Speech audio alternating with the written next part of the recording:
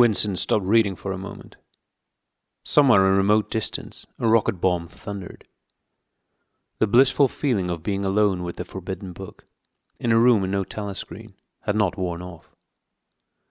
Solitude and safety were physical sensations, mixed up somehow with the tiredness of his body, the softness of the chair, the touch of the faint breeze from the window that played upon his cheek.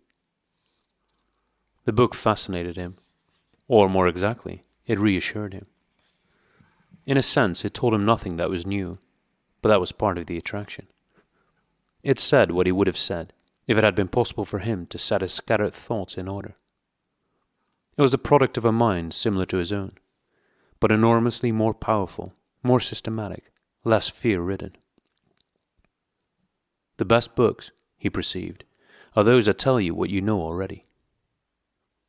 He had just turned back to chapter 1 when he heard Julia's footstep on the stair and started out of his chair to meet her. She dumped her brown tool bag on the floor and flung herself into his arms. It was more than a week since they had seen one another. "I've got the book," he said, as they disentangled themselves. "Oh, you've got it? Good," she said, without much interest, and almost immediately knelt down beside the oil stove to make the coffee.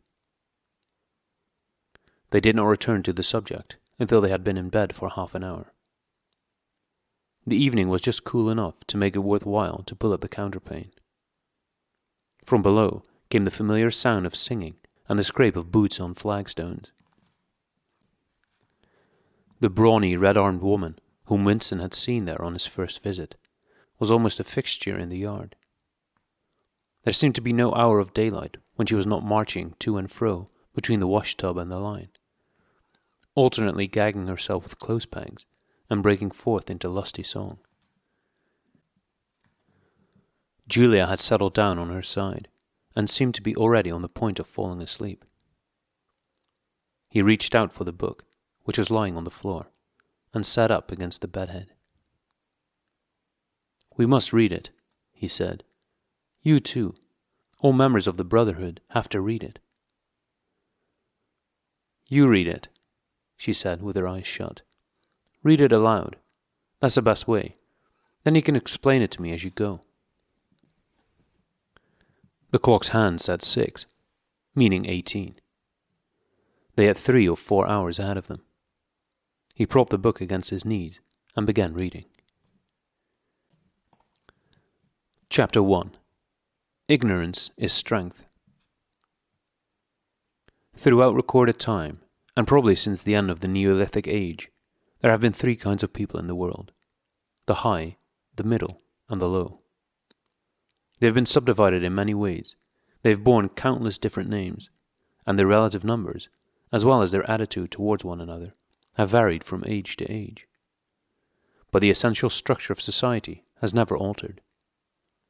Even after enormous upheavals and seemingly irrevocable changes, the same pattern has always reasserted itself.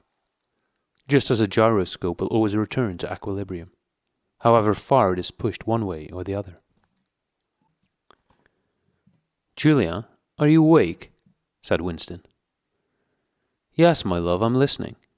Go on, it's marvelous." He continued reading.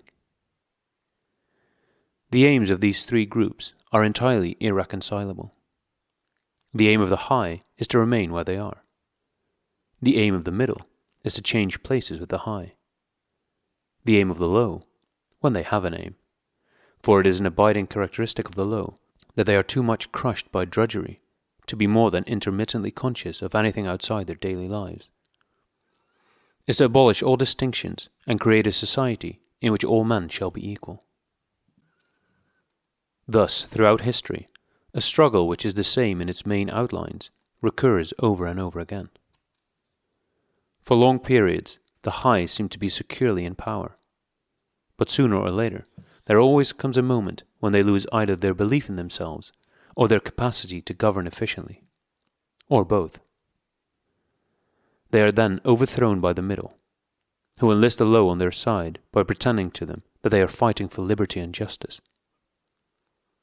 As soon as they have reached their objective, the middle thrust the low back into their old position of servitude, and themselves become the high.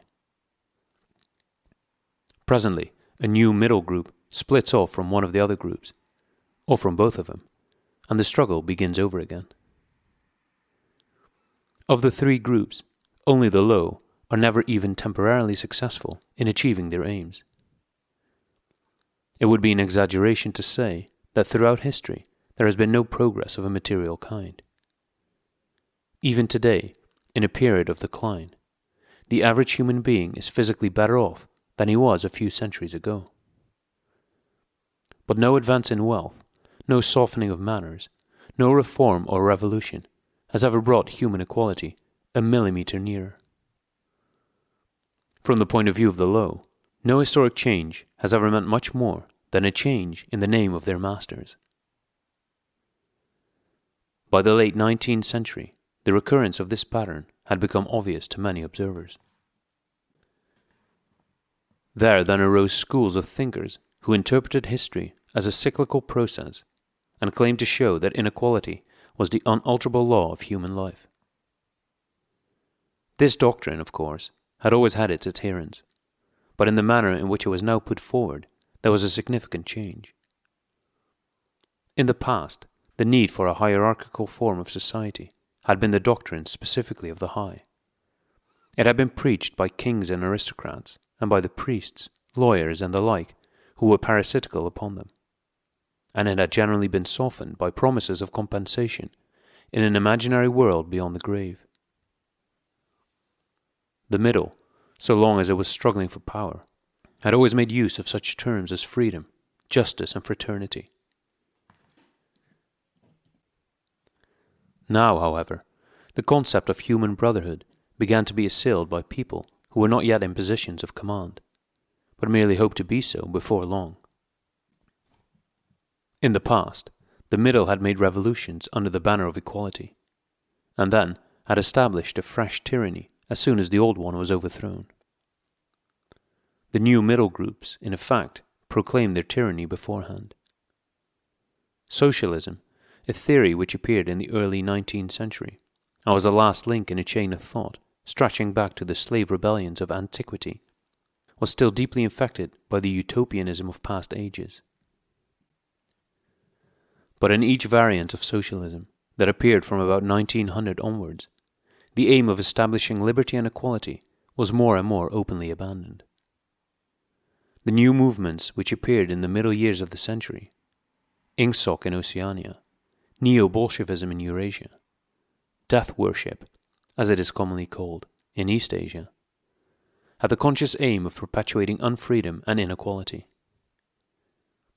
These new movements, of course, grew out of the old ones, and tended to keep their names and pay lip service to their ideology. But the purpose of all of them was to arrest progress and freeze history at a chosen moment. The familiar pendulum swing was to happen once more, and then stop.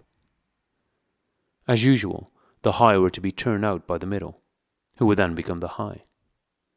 But this time, by conscious strategy, the high would be able to maintain their position permanently. The new doctrines arose partly because of the accumulation of historical knowledge, and the growth of the historical sense, which had hardly existed before the 19th century. The cyclical movement of history was now intelligible, or appeared to be so. And if it was intelligible, then it was alterable.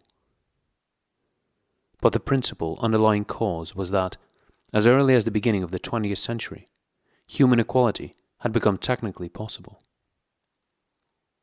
It was still true that men were not equal in their native talents, and that functions had to be specialized in ways that favored some individuals against others.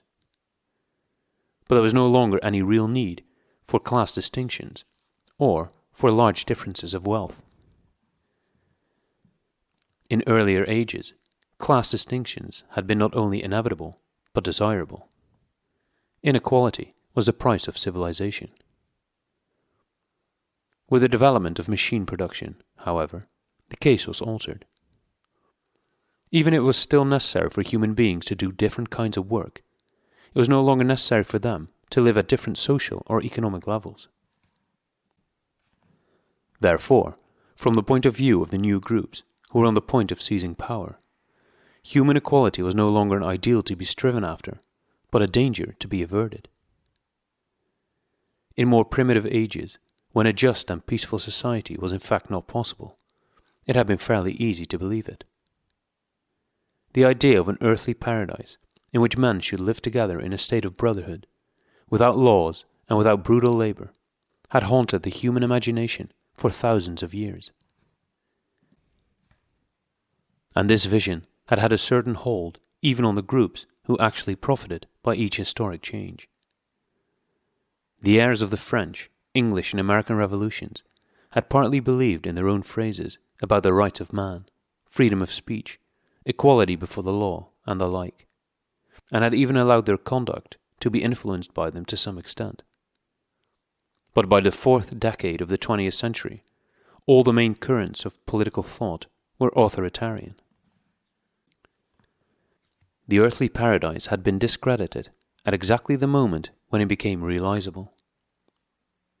Every new political theory, by whatever name it called itself, led back to hierarchy and regimentation. And in the general hardening of outlook that set in round about 1930, practices which had long been abandoned, in some cases for hundreds of years, imprisonment without trial, the use of war prisoners as slaves, public executions, torture to extract confessions, the use of hostages and the deportation of whole populations, not only became common again, but were tolerated and even defended by people who considered themselves enlightened and progressive. It was only after a decade of national wars, civil wars, revolutions and counter-revolutions in all parts of the world that Ingsoc and its rivals emerged as fully worked-out political theories. But they had been foreshadowed by the various systems, generally called totalitarian, which had appeared earlier in the century. And the main outlines of the world which would emerge from the prevailing chaos had long been obvious. What kind of people would control this world had been equally obvious. The new aristocracy was made up for the most part of bureaucrats, scientists, technicians, trade union organizers, publicity experts, sociologists, teachers, journalists, and professional politicians. These people, whose origins lay in the salaried middle class and the upper grades of the working class, had been shaped and brought together by the barren world of monopoly industry and centralized government. As compared with their opposite numbers in past ages, they were less avaricious, less tempted by luxury, hungrier for pure power, and above all, more conscious of what they were doing and more intent on crushing opposition. This last difference was cardinal. By comparison with that existing today, all the tyrannies of the past were half-hearted and inefficient. The ruling groups were always infected to some extent by liberal ideas, and were content to leave loose ends everywhere, to regard only the overt act and to be uninterested in what their subjects were thinking. Even the Catholic Church of the Middle Ages was tolerant by modern standards. Part of the reason for this was that in the past no government had the power to keep its citizens under constant surveillance. The invention of print, however, made it easier to manipulate public opinion, and the film and the radio carried the process further. With the development of television and the technical advance which made it possible to receive and transmit simultaneously on the same instrument, private life came to an end. Every citizen, or at least every citizen important enough to be worth watching, could be kept for 24 hours a day under the eyes of the police and in the sound of official propaganda, with all other channels of communication closed.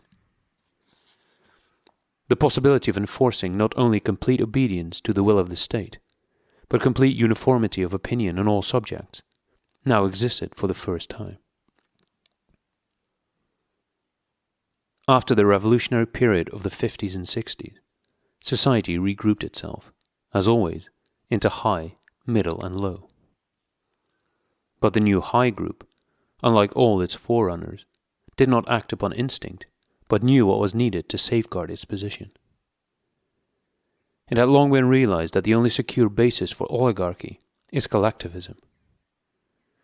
Wealth and privilege are most easily defended when they are possessed jointly. The so-called abolition of private property, which took place in the middle years of the century, meant, in effect, the concentration of property in far fewer hands than before. But with this difference, that the new owners were a group instead of a mass of individuals. Individually, no member of the party owns anything, except petty personal belongings. Collectively, the party owns everything in Oceania, because it controls everything, and disposes of the products as it thinks fit. In the years following the revolution, it was able to step into this commanding position almost unopposed, because the whole process was represented as an act of collectivization. It had always been assumed that if the capitalist class were expropriated, socialism must follow. And unquestionably, the capitalists had been expropriated. Factories, mines, land, houses, transport, everything had been taken away from them. And since these things were no longer private property, it followed that they must be public property. Ingsoc, which grew out of the earlier socialist movement and inherited its phraseology, has in fact carried out the main item in the socialist program, with the result, foreseen and intended beforehand, that economic inequality has been made permanent. But the problems of perpetuating a hierarchical society go deeper than this. There are only 4 ways in which a ruling group can fall from power. Either it is conquered from without, or it governs so inefficiently that the masses are stirred to revolt, or it allows a strong and discontented middle group to come into being, or it loses its own self-confidence and willingness to govern.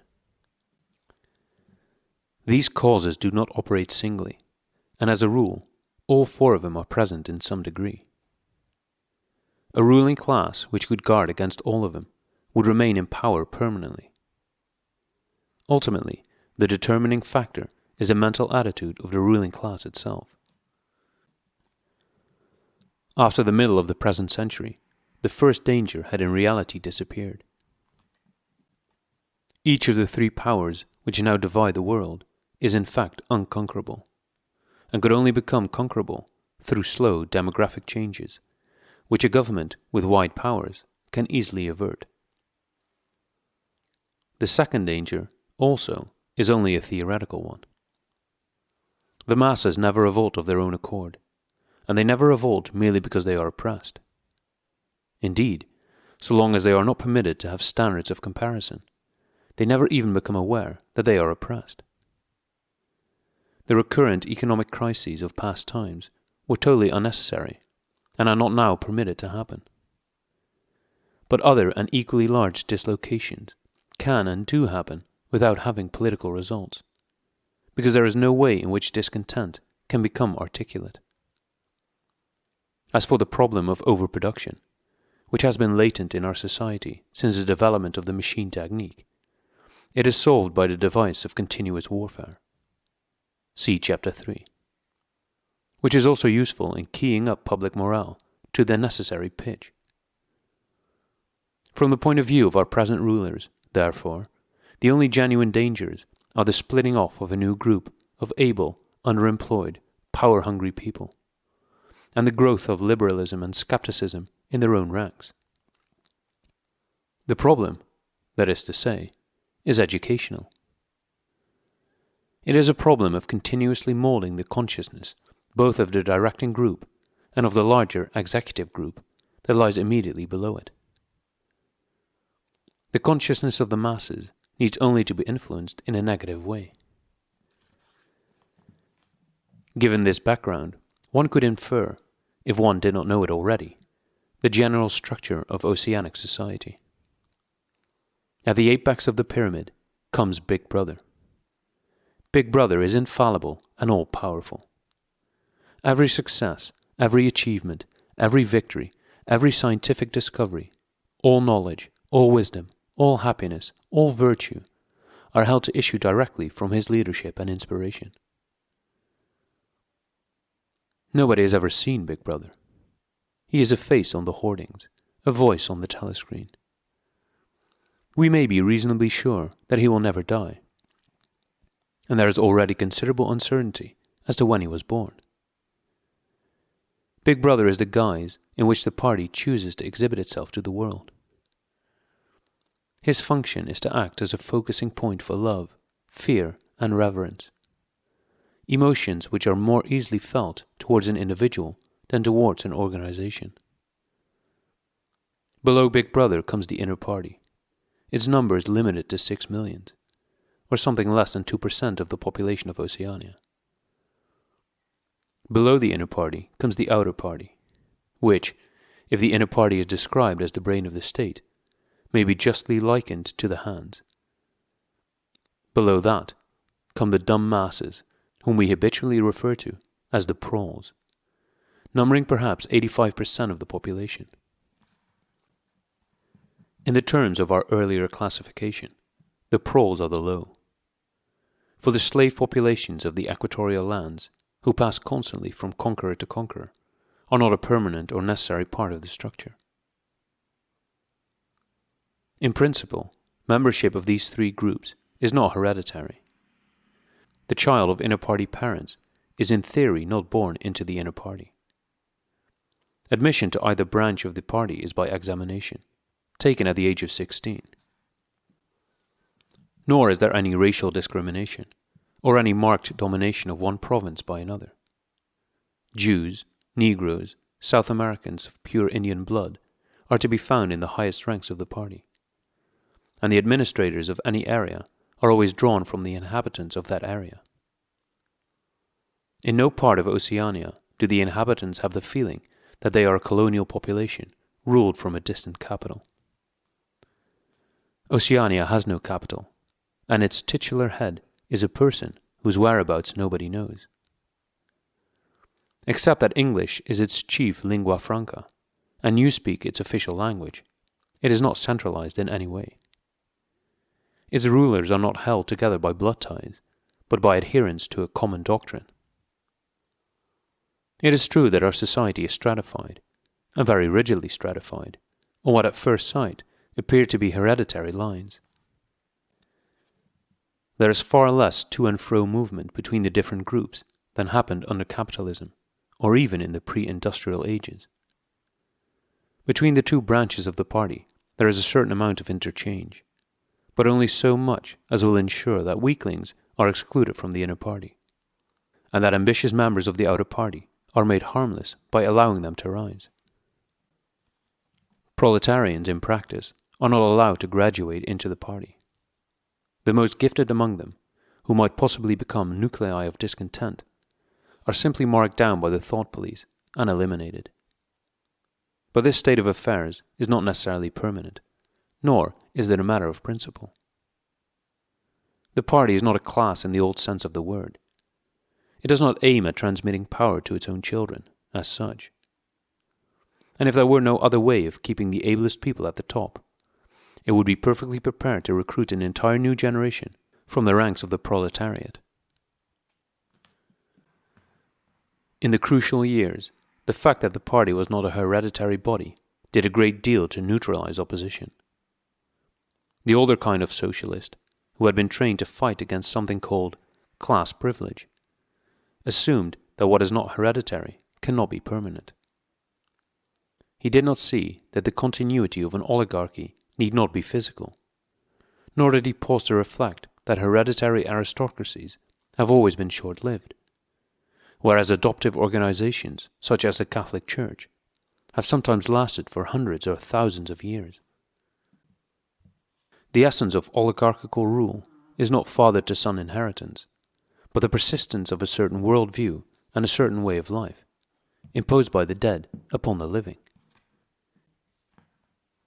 A ruling group is a ruling group, so long as it can nominate its successors. The party is not concerned with perpetuating its blood, but with perpetuating itself. Who wields power is not important, provided that the hierarchical structure remains always the same. All the beliefs, habits, tastes, emotions, mental attitudes that characterize our time are really designed to sustain the mystique of the party and prevent the true nature of present-day society from being perceived. Physical rebellion, or any preliminary move towards rebellion, is at present not possible.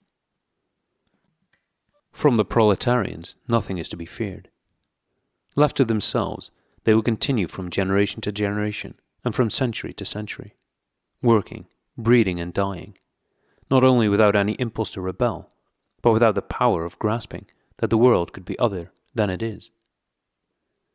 They could only become dangerous if the advance of industrial technique made it necessary to educate them more highly. But, since military and commercial rivalry are no longer important, the level of popular education is actually declining. What opinions the masses hold, or do not hold, is looked on as a matter of indifference. They can be granted intellectual liberty because they have no intellect. In a party member, on the other hand, not even the smallest deviation of opinion on the most unimportant subject can be tolerated. A party member lives from birth to death under the eye of the thought police. Even when he is alone, he can never be sure that he is alone. Wherever he may be, asleep or awake, working or resting, in his bath or in bed, he can be inspected without warning and without knowing that he is being inspected. Nothing that he does is indifferent. His friendships, his relaxations, his behavior towards his wife and children, the expression of his face when he is alone, the words he mutters in sleep, even the characteristic movements of his body, are all jealously scrutinized. Not only any actual misdemeanor, but any eccentricity, however small, any change of habits, any nervous mannerism that could possibly be the symptom of an inner struggle, is certain to be detected. He has no freedom of choice in any direction whatever. On the other hand, his actions are not regulated by law or by any clearly formulated code of behavior. In Oceania, there is no law. Thoughts and actions which, when detected, mean certain death, are not formally forbidden. And the endless purges, arrests, tortures, imprisonments, and vaporizations are not inflicted as punishment for crimes which have actually been committed, but are merely the wiping out of persons who might perhaps commit a crime at some time in the future. A party member is required to have not only the right opinions, but the right instincts. Many of the beliefs and attitudes demanded of him are never plainly stated, and could not be stated without laying bare the contradictions inherent in ingsoc. If he is a person naturally orthodox, in newspeak, a good thinker, he will in all circumstances know, without taking thought, what is a true belief or the desirable emotion. But in any case, an elaborate mental training, undergone in childhood and grouping itself round the newspeak words crime stop, black white, and doublethink, makes him unwilling and unable to think too deeply on any subject whatever. A party member is expected to have no private emotions and no respites from enthusiasm. He is supposed to live in a continuous frenzy of hatred of foreign enemies and internal traitors, triumph over victories, and self-abasement before the power and wisdom of the party. The discontents produced by his bare, unsatisfying life are deliberately turned outwards and dissipated by such devices as the 2 minutes hate, and the speculations which might possibly induce a skeptical or rebellious attitude are killed in advance by his early acquired inner discipline. The first and simplest stage in the discipline, which can be taught even to young children, is called, in newspeak, crime stop. Crime stop means the faculty of stopping short, as though by instinct, at the threshold of any dangerous thought. It includes the power of not grasping analogies, of failing to perceive logical errors, of misunderstanding the simplest arguments if they are inimical to ingsoc, and of being bored or repelled by any train of thought which is capable of leading in a heretical direction. Crime Stop, in short, means protective stupidity. But stupidity is not enough. On the contrary, orthodoxy in the full sense demands a control over one's own mental processes, as complete as that of a contortionist over his body. Oceanic society rests ultimately on the belief that Big Brother is omnipotent and that the party is infallible. But since in reality Big Brother is not omnipotent and the party is not infallible, there is need for an unvarying, moment-to-moment flexibility in the treatment of facts. The key word here is black-white. Like so many newspeak words, this word has two mutually contradictory meanings. Applied to an opponent, it means the habit of impudently claiming that black is white, in contradiction of the plain fact. Applied to a party member, it means a loyal willingness to say that black is white when party discipline demands this. But it means also the ability to believe that black is white, and more, to know that black is white, and to forget that one has ever believed the contrary. This demands a continuous alteration of the past, made possible by the system of thought which really embraces all the rest, and which is known in newspeak as doublethink. The alteration of the past is necessary for two reasons, one of which is subsidiary, and so to speak, precautionary. The subsidiary reason is that the party member, like the proletarian, tolerates present-day conditions partly because he has no standards of comparison. He must be cut off from the past, just as he must be cut off from foreign countries, because it is necessary for him to believe that he is better off than his ancestors, and that the average level of material comfort is constantly rising. But by far the more important reason for the readjustment of the past is the need to safeguard the infallibility of the party. It is not merely that speeches, statistics, and records of every kind must be constantly brought up to date in order to show that the predictions of the party were in all cases right. It is also that no change in doctrine or in political alignment can ever be admitted. For to change one's mind, or even one's policy, is a confession of weakness. If, for example, Eurasia or East Asia, whichever it may be, is the enemy today, then that country must always have been the enemy. And if the facts say otherwise, then the facts must be altered. Thus, history is continuously rewritten. This day-to-day falsification of the past, carried out by the Ministry of Truth, is as necessary to the stability of the regime as the work of repression and espionage carried out by the Ministry of Love. The mutability of the past is the central tenet of INGSOC. Past events, it is argued, have no objective existence, but survive only in written records and in human memories. The past is whatever the records and the memories agree upon. And since the party is in full control of all records, and in equally full control of the minds of its members, it follows that the past is whatever the party chooses to make it. It also follows that though the past is alterable, it never has been altered in any specific instance. For when it has been recreated in whatever shape is needed at the moment, then this new version is the past, and no different past can ever have existed. This holds good even when, as often happens, the same event has to be altered out of recognition several times in the course of a year. At all times, the party is in possession of absolute truth. And clearly the absolute can never have been different from what it is now. It will be seen that the control of the past depends above all on the training of memory. To make sure that all written records agree with the orthodoxy of the moment is merely a mechanical act. But it is also necessary to remember that events happened in a desired manner. And if it is necessary to rearrange one's memories, or to tamper with written records, then it is necessary to forget that one has done so. The trick of doing this can be learned like any other mental technique. It is learned by the majority of party members, and certainly by all who are intelligent as well as orthodox. In old speak it is called, quite frankly, reality control.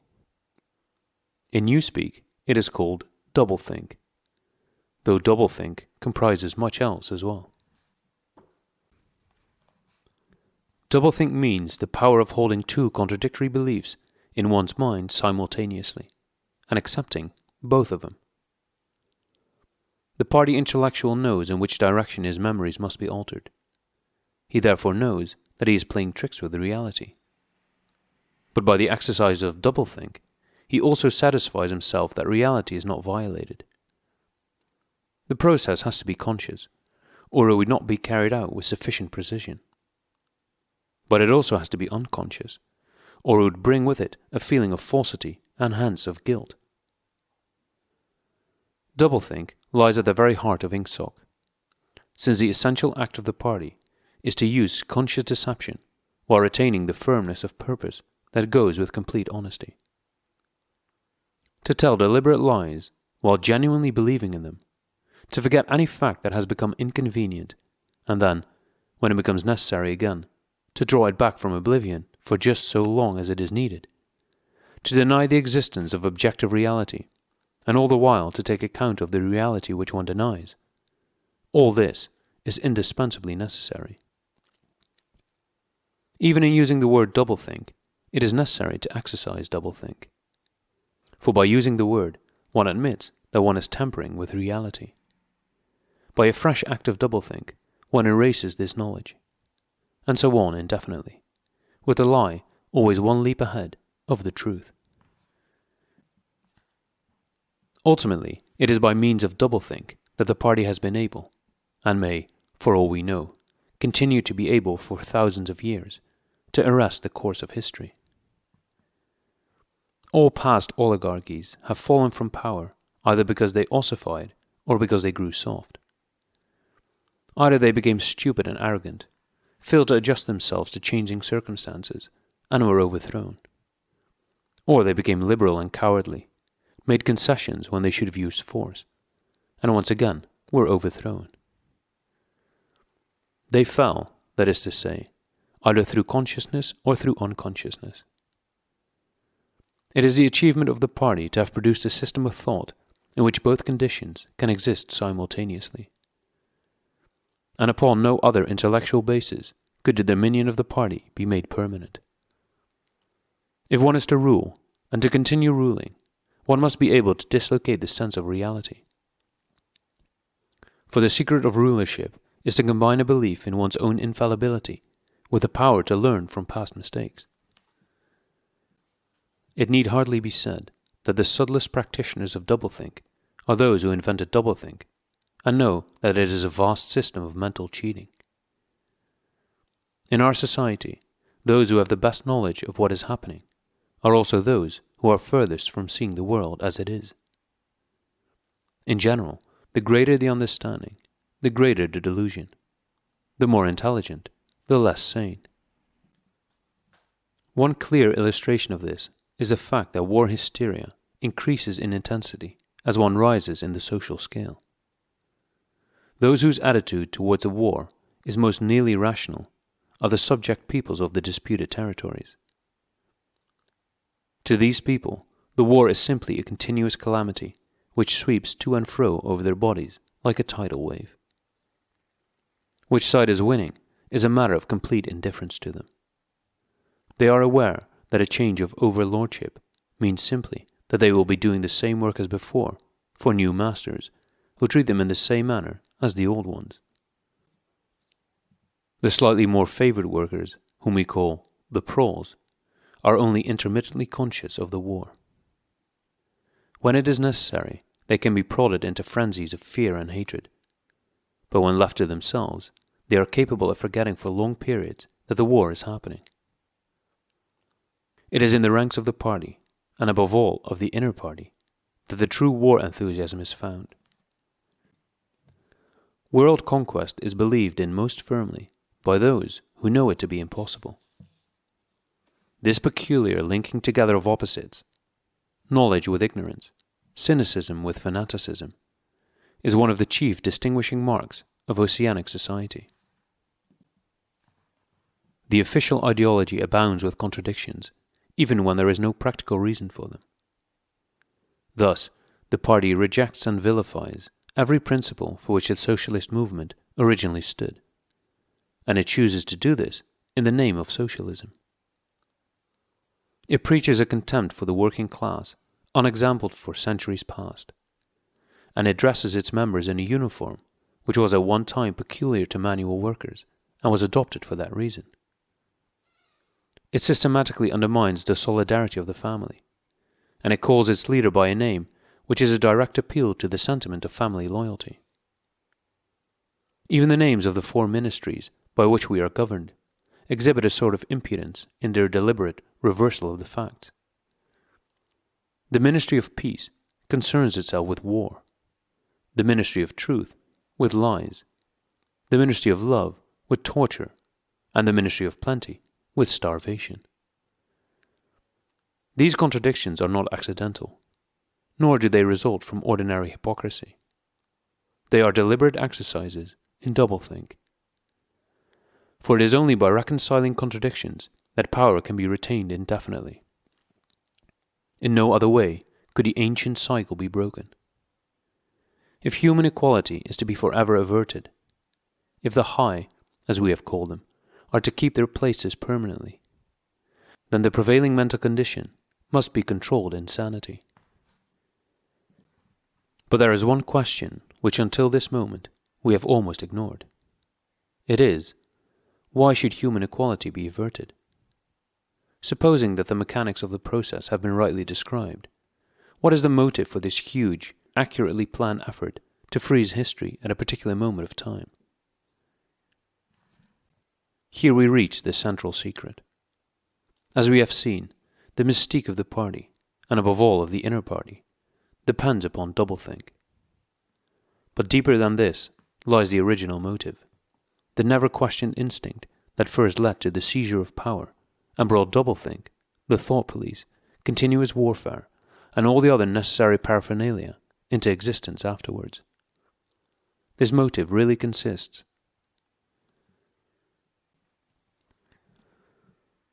Winston became aware of silence, as one becomes aware of a new sound.